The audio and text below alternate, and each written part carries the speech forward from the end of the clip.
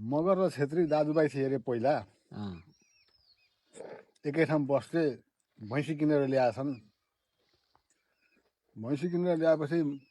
छेत्रीले मगर भाइलाई सोधेछ कतापट्टि रोज्छ भाइ भन्दा मगरले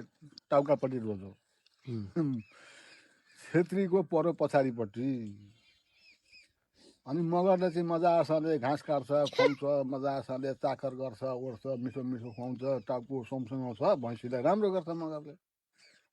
अनि गोबर सोर्छ छेत्रीले चाहिँ आफ्ना खेतमा हाल्छ बारीमा हाल्छ मकै फलाउँछ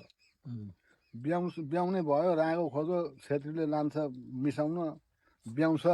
दुध पछाडिपट्टि पऱ्यो छेत्रीले दुन्छ खायो दुध मजासँगले मगर घाँस हाल्ने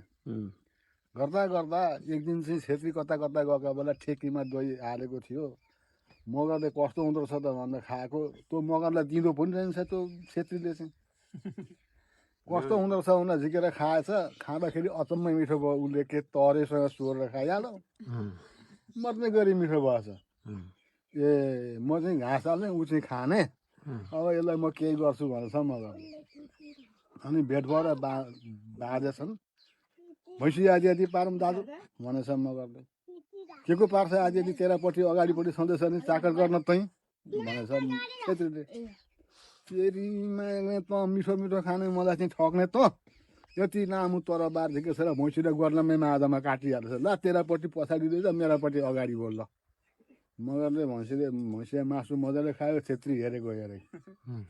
अनि त्यहाँदेखि त भैँसीको आन्द्रो झिकेछ र छेत्रीका चाहिँ काँधामा दिएको अहिलेसम्म चाहिँ जनाइ लाउने चलन भएको छ मलाई चाहिँ यो पुरानो कथामा तमसिंह माइला बुढाले सुनाइरहे